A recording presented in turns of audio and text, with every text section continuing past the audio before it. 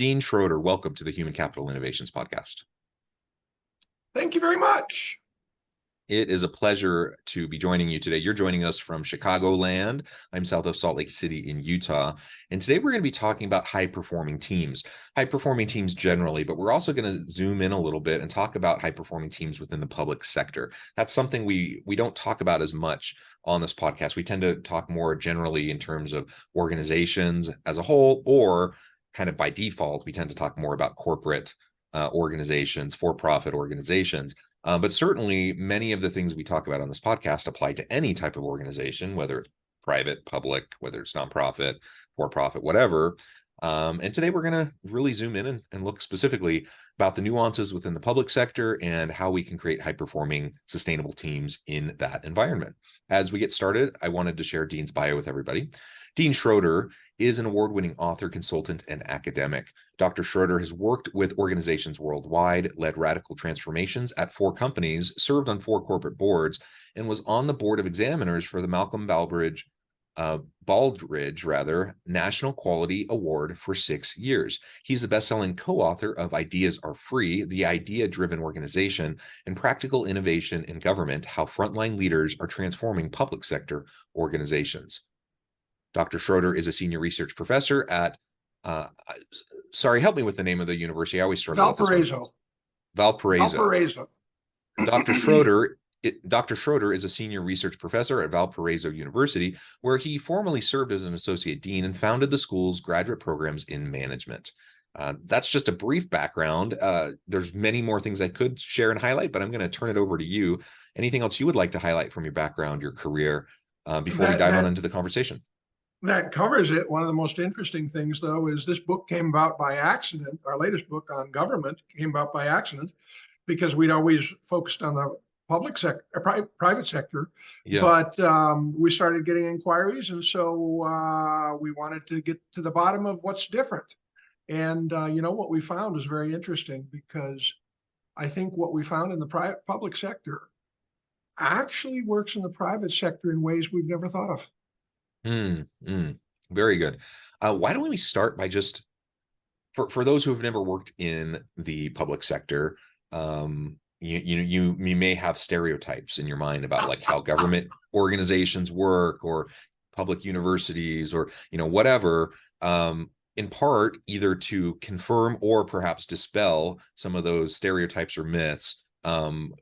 Do you want to walk us through just kind of the fundamental difference that the differences we often see in public versus private organizations? Well, there are some common misperceptions. When I first, whenever we were working on it and we shared the idea that we're working on improvement in government, they said, "Boy, they can use it." There's an assumption that you work in government because you're lazy, you don't work hard. The old thing, driving down the street and seeing the street workers where there's 5 of them and one of them is actually working. What we found in the places we visited, we were in 77 different organizations, public sector organizations in 5 different countries. And we found very, very dedicated people that were really into their mission of serving the public, and very, very capable people. Some of the leaders and the managers we talked with were every bit as good as the best companies in the private sector. Mm-hmm. Now, granted, we took a select sample of high performers to look at, and then compared them with other organizations in the government that were trying to do the same thing but didn't have the high performance, and we were looking at that difference. So most of the time was spent with these high performers, but let me tell you, these are dedicated people trying to do a good job.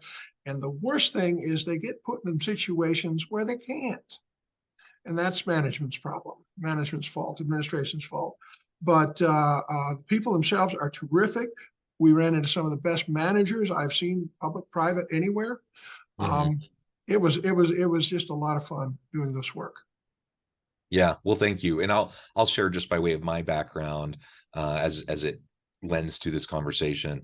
I'm a public sociologist. I have a PhD in sociology. I do work in organizations in a business school, but I have a master's of public administration in addition to my PhD in sociology.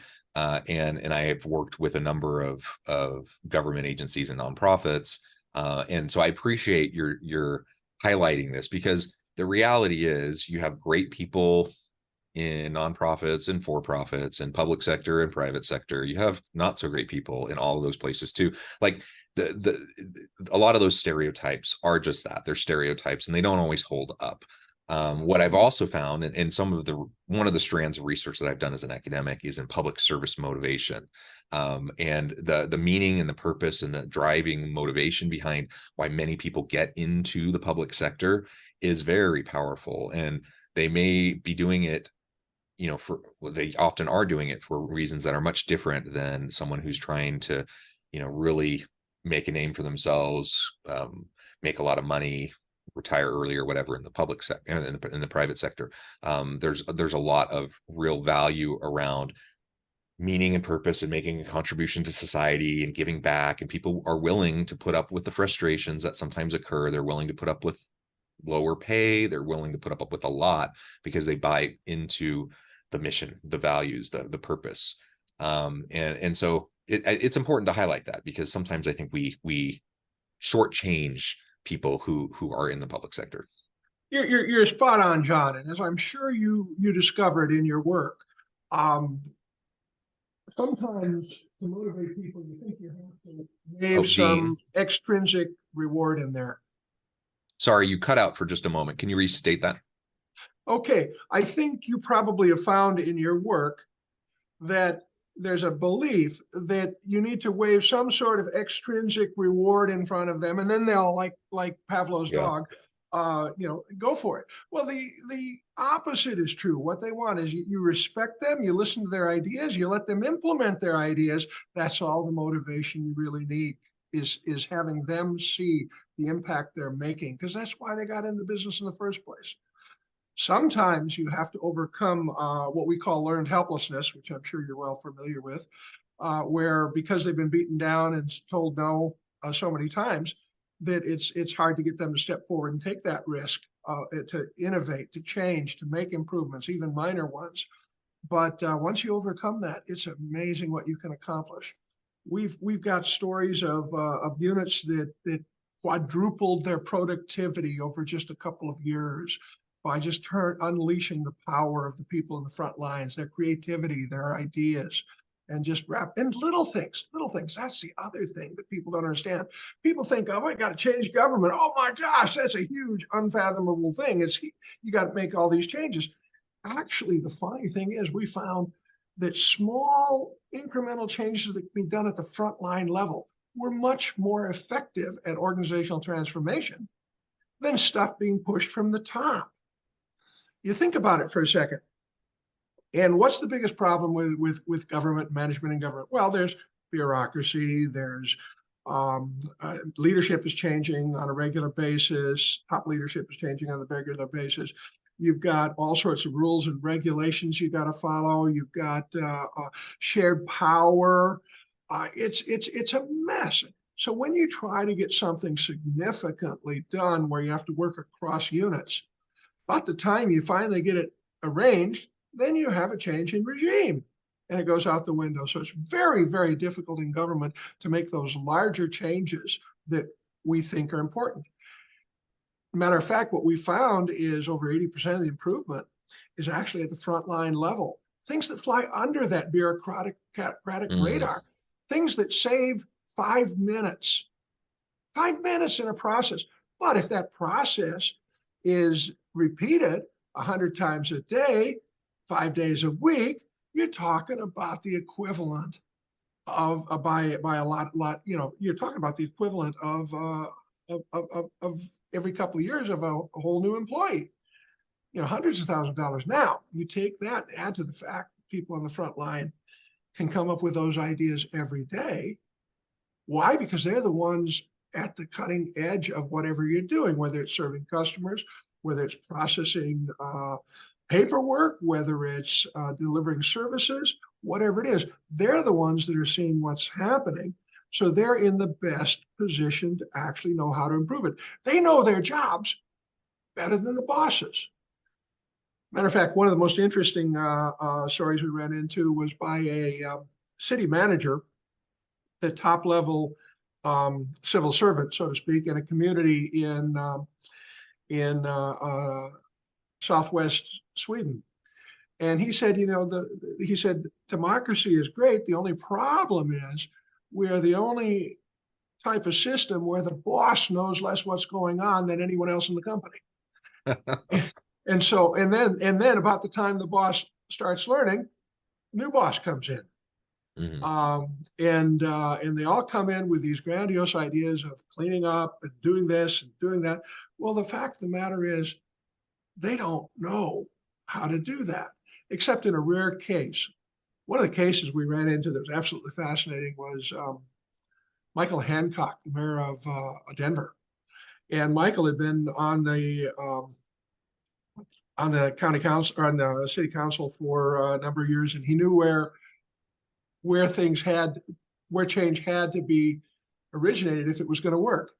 And what he said is the frontline folks. So he came in with the whole idea of holding his managers accountable for improvements, but training and empowering the people at the bottom of the organization to make improvements.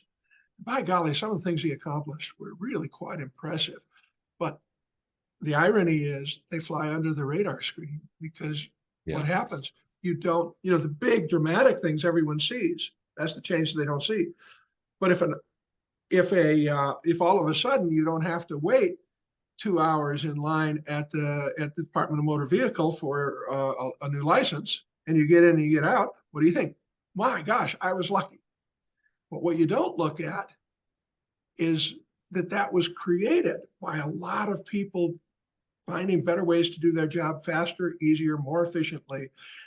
And then you don't even think of how much that saves our society in terms of Can I just Sure. I'm sorry. comment on that? No, there's a lot there that I want to touch on. But you just mentioned the DMV. Just recently, I had to, it was 10 years. I had to go back. I had to renew my license in person. And it's that dreaded moment where I realize I have to go to the DMV and I don't want to go. And my goodness, if it wasn't the most pleasurable kind of experience that I'd ever had, I don't know, they had completely changed the way things worked from the last time I'd gone to the DMV. I was in and out within 5 minutes. It was wonderful. It was such a breath of fresh air. It was such a surprise. To your point, I mean, multiply my reaction times thousands of other people that are going through that, and the amount of impact that has, not just in terms of efficiency for the DMV itself, but in terms of, like, think about opportunity cost in relation to me missing work because I have to spend an hour in line at the DMV, and now I'm back at work. Multiply that by thousands of people. So just the societal benefit, as you were describing, I think is really important. Something else that you've highlighted that I think is really important to just double click on is that frontline worker, the bottom up approach. Now, I'm always an advocate for anytime you can to have support from the top. So if you're doing stuff and you can have support from the top down as well as from the bottom up, and you can get middle management on board, that's the best of every world probably. But we all know that rarely happens. And one of the challenges, as you said, with leaders who are kind of turning over every time you have a new administration or whatever, it becomes challenging. And so empowering your people from the bottom up, frontline workers, to feel empowered to just do the common sense things that make sense to improve the employee experience, to improve the customer experience, to make things better, to be more efficient. That goes such a long way. And that's where you get to those 4x kind of improvements on efficiencies and productivity in a relatively short amount of time. So I'm imagining, as you're talking about this, some of these high performing government units that would rival anything that you would ever see in the private sector, right? Absolutely. The best performers probably outpaced the private sector because they were coming from so far behind. But they were run as well, as professionally, as progressively as anything we've seen in the private sector. And we've spent a lot of time around the world doing research for our various books. One of the things you brought up that I want to emphasize, though, is if we're going to, we talked about the top down, if you're going to empower these people at the front line, it's an interesting role that management has to play. Middle and frontline management has to protect their units from some of the stuff that comes down from the top. And so it's an interesting thing. I did a study on middle management a while ago where I interviewed high-performing middle managers. And one of the strongest themes was you've got to know how to protect your people so that they can do their job, so they can make the improvements, so they can get things better. And so you're managing up and you're shielding them. And that's the big thing. We ran into some amazing stories on how that was done. And one of my favorites is New Brunswick, province of New Brunswick, which is probably one of the more progressive units, in a wide sense in terms of continuous improvement, and lean, and improvement. They do an excellent job. But the person that ran was sort of the middle manager that was sort of responsible for all of this and promoting it, was extremely effective at surviving the program, surviving administration changes. New regime would come in, new agenda. What she would do is she'd aggressively embrace that new agenda, sit down with them, show how they could use their continuous improvement program to implement it. And it was kind of interesting because whether it was Liberal Democrats or the Tories, whoever came in, the Liberal Democrats say, we need jobs, we need more jobs, we need good jobs. The Tories would come in and say, no, it's not jobs, we need to support small business. Come on, give me a break. You support small business, they create jobs. It's one hand versus the other. So basically, she was very effective at keeping everything on the improvement vein, just twisting the metrics, shifting the metrics just enough so they really didn't change, but they allowed the new regime, the new set of politicians, to claim that that's what they were working on, because they were. And so that was just kind of funny how some of this works out if you can protect yourself. But nobody's going to complain. We found in our study we had roughly an equal amount of Democrats as Republicans. And all you had to do was be interested in improving, and know how improvement was done at the bottom level. And you get a lot done, but it's just not as visible. That's the problem. Yeah. So as I'm thinking about this, I'm wondering, obviously the contexts are different. You have a different dynamic, but just like you have turnover in public sector, and let me also just step back for a moment and recognize when we're talking about public sector, there's a lot of layers there, right? So we've been kind of alluding to federal government, but that's one layer. You have municipal, city, county, state, you have regional stuff, you have regulatory agencies, you have all sorts of things, right, that fall in the public sector sphere. And we've been probably highlighting things that seem more federal government kind of public sector. But the reality is what we've been talking about really applies to any of those areas. And I'm wondering if there's, things, ahas that came from your research and from putting together your book, any examples of where these government organizations really have things to teach and share with the private sector. Like, what can the private sector learn from the public sector? Because we often look at it the other way around. Absolutely, we do, and that's part of the irony. Now, our study covered everything from small departments of 30 people, state, local, federal, county, all kinds of things. But there are a lot of lessons, because think about this one for a second. This is the most subtle, but the most powerful. When a CEO says, I want this done, this improvement made, he's got the moral authority to push it. The people underneath him click their heels and say, yes, sir. And it gets done. So something like a medium-sized improvement project in an area, he can get it done rather quickly. There's something called a rapid improvement event. I don't know if you're familiar with it. Sometimes called a Kaizen Blitz, a Kaizen event, a lot of things. It's supposed to be about, 2 to 5 days, sudden change, maybe a week ahead of time and a week after planning. So in 3 weeks, you got this change done. Well, rapid improvement events in the government were taking between 9 and 18 months. And they were getting very frustrated. So some of those people transformed to more frontline driven stuff. But the point is, in management, that can get done. Those bigger projects can get done because they've got the moral authority. Now, in government, they can get done too, but it's very, very difficult. So the stuff that flies onto the radar screen, the frontline stuff, comes into play. Now, here's the rub. Guess what? 80% of improvement in the private sector, potential for improvement. This is potential, not actual. The potential for improvement actually lies in the front lines as well. And so, but because a lot of improvement can be driven by the boss, and he says, look at the great things I've done, or she says, look at the great things I've done, we miss out on the level that by its nature, government has to do if they're going to improve at that level. Now, they should be improving at all levels, but that's where the real action is. But we can learn that. And that's something we also often forget in the private sector as well, because it doesn't take quite as much effort to make those changes in the middle as it does in the private sector, or as in the public sector. So we tend to miss out on that. And so that's one of the things that we can learn. That's at a micro level. And now let's look at a macro level. Let's look at policies. Policies was an interesting one.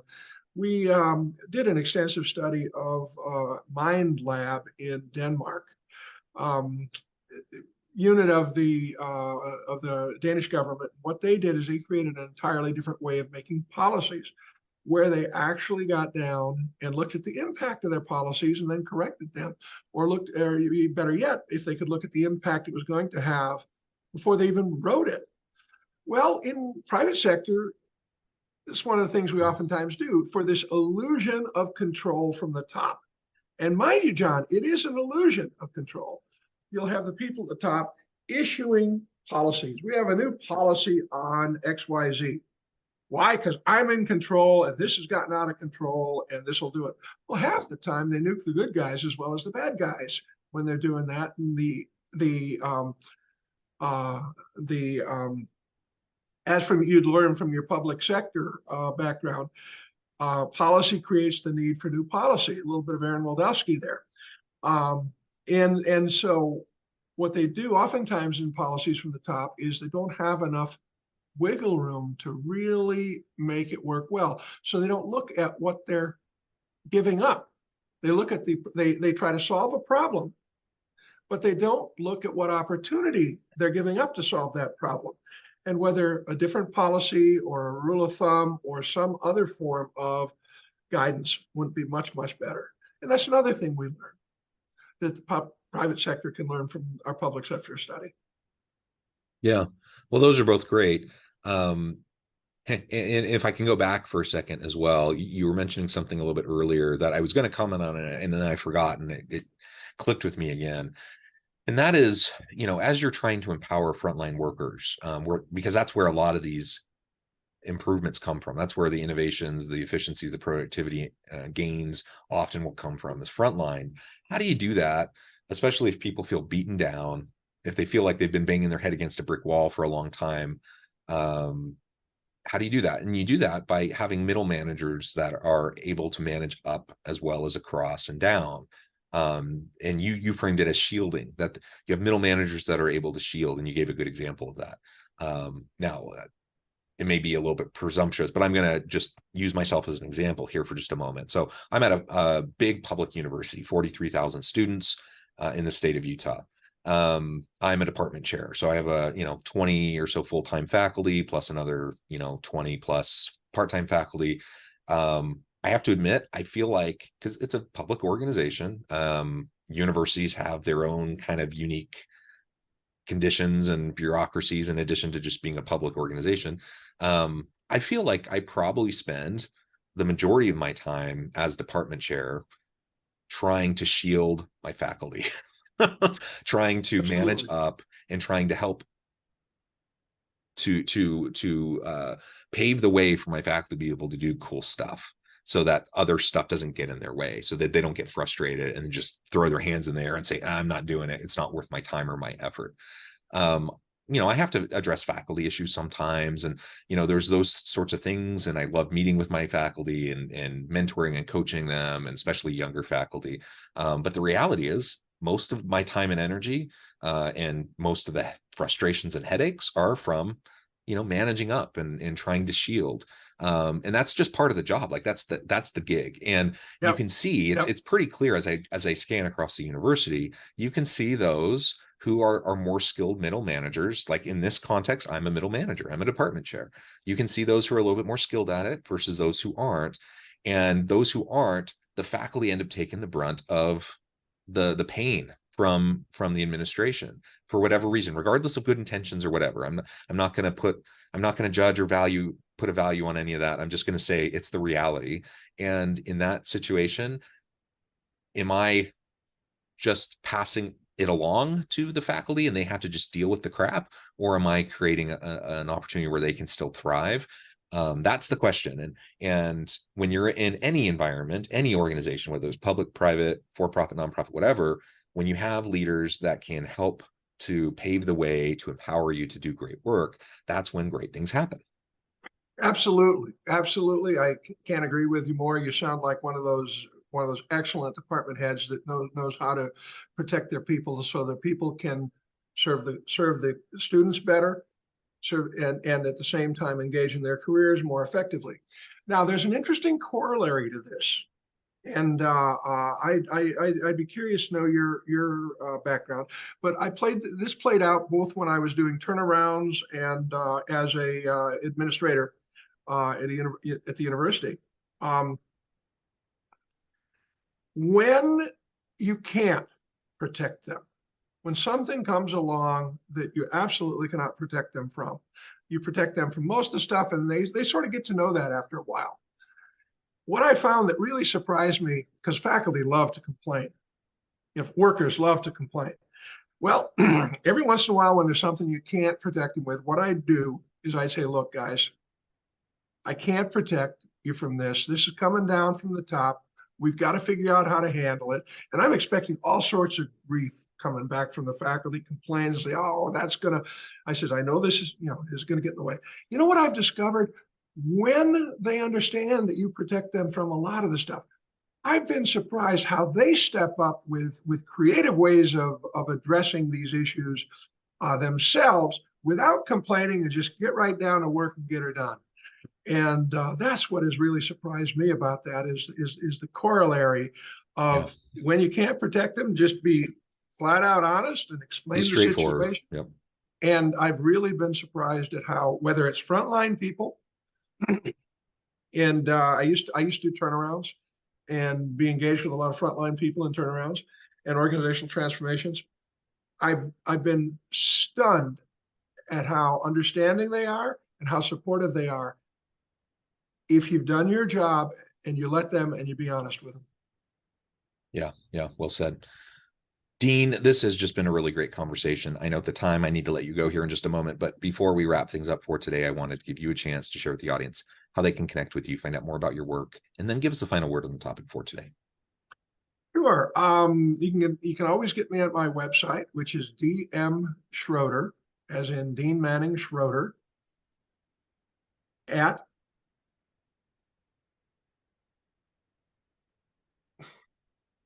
website.com. It's a .com. DeanMSchroeder.com. Sorry, you have so many different numbers, you have sometimes get it mixed up. And the title of my latest book is Practical Innovation in Government, which is available on Amazon and in text, video or audio, and electronic. So, and the other thing is, if you just want to ask a question, just go on my website and click through and ask a question, and I'll gladly answer it. And if it's more than just a quick email answer, we'll set up a phone call. No mystery there. Wonderful. Dean, it has been a pleasure. I encourage the audience to reach out, get connected, find out more about what Dean can do for you. Check out the book. And as always, I hope everyone can stay healthy and safe. They can find meaning and purpose at work each and every day. And